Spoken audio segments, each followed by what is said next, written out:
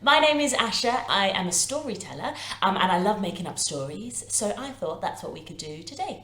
So, normally, if I was making up a story and I was in the same room as you guys, I would be asking you to give me suggestions on characters, on places where the characters might go, where the story might be set. I might be asking you for suggestions of what happens to the characters, where they go, what they see. So what we're going to do today, because this is on YouTube, is I've made what I like to call an adventure maker, which looks like this. It's just made out of paper. It's really easy to make, and I'll show you how to make it later. But what this is going to do is give us some really cool options for all those things: where the story's set, who the characters are, and what happens to them. So if we have a little look, we have 4 options to start with for where our story could be set. So we have our desert here. We have up in the air there. We have underwater there. And we also have forest there. Now, for those of you who love spelling, you might notice I accidentally put an extra R into forest there, but that's okay.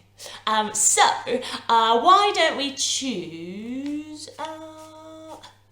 forest? Forest! Here we are. So, now that we're in the forest where our story is going to take place, let's take our adventure maker and we're going to find out who our main character is going to be. So, we're going to spell out F-O-R-E-S-T, forest. Ooh, let's have a look. So, we've got some good options for characters in there. We've got, can you see there, a mermaid? We've got a little frog. We've got a unicorn. And, lucky last, we've got a little dog.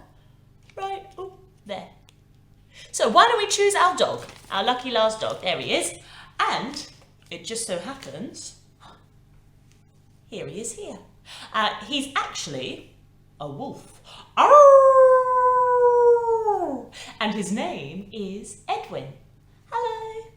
So now that we have our setting, the forest, and we have our main character, Edwin, we can begin our story. Edwin was a kind and curious wolf. He was quite small for his age. Well, he could see in the dark. He could run really fast. And he had a keen sense of smell. But the thing that Edwin wanted more than anything in the world, well, he wanted to be able to fly way up high. All of Edwin's friends in the forest could fly. One of his friends, Jemima, was a beautiful fairy. She had big, shimmering wings that she fluttered to fly all around the forest up in the trees. He had another friend called Ola, who was a beautiful big crane with massive wings. Ola could soar and fly throughout the forest without getting tired for hours and hours. But Edwin was stuck on the floor. He tried every day to stretch out his wings like Ola. He tried to shake his shoulders and think of happy thoughts, which is what Jemima the fairy did when she wanted to fly. Okay, I think we should give it a go as well. So, make sure you've got a little bit of space on either side of you, and then stretch out one arm as far as you can go. Then stretch out the other arm as far as you can go. So you've got nice big wings just like Ola, and then start to shake your shoulders. Start to think of something that makes you laugh, something that makes you giggle, which is what Jemima the fairy does when she wants to fly. And then, if you want, and if you've got a little bit of space, you can try a little jump. He tried his hardest to concentrate at school as well, but sometimes he found his mind wandered, and he spent the days daydreaming of being able to fly through the forest just like Ola and just like Jemima. One day, his teacher, Mrs. Elderberry, caught him staring out the window into the forest, daydreaming about flying.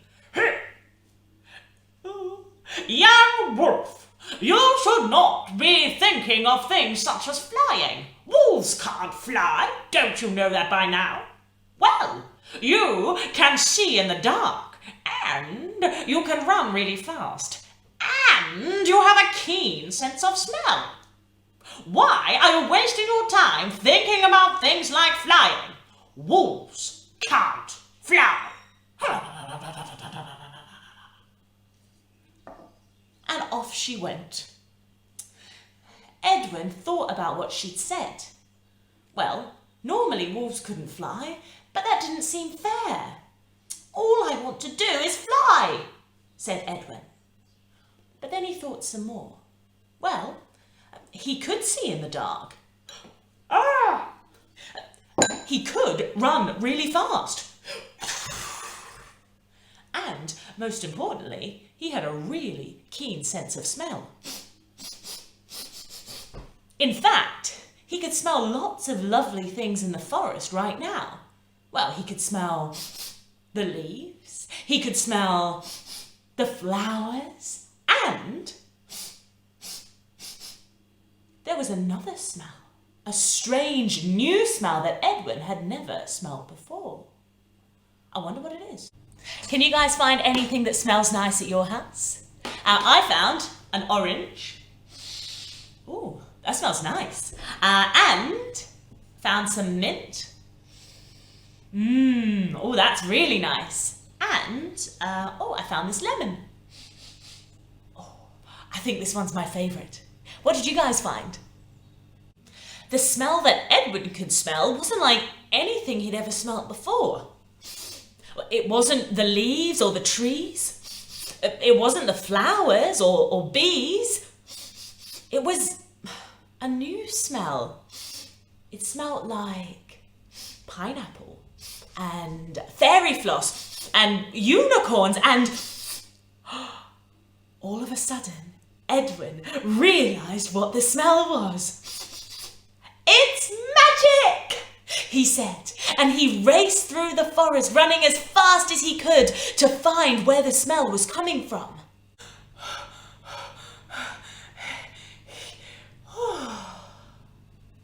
I've never run so fast in my life, said Edwin, nearly completely out of breath. But it was worth it because he had found where the magic was coming from. Carefully, Edwin peeled back the branches and looked through into the clearing. And guess what he found? So, we are going to use our adventure maker one more time to find out what Edwin finds in the clearing. So, well, we already used our outside layer. We chose the forest. And then we used our next layer in to choose Edwin. There he is. So, one more layer. This is going to tell us what Edwin finds in the clearing. Let's open it up. Are you ready? Here we go. A little drum roll, please.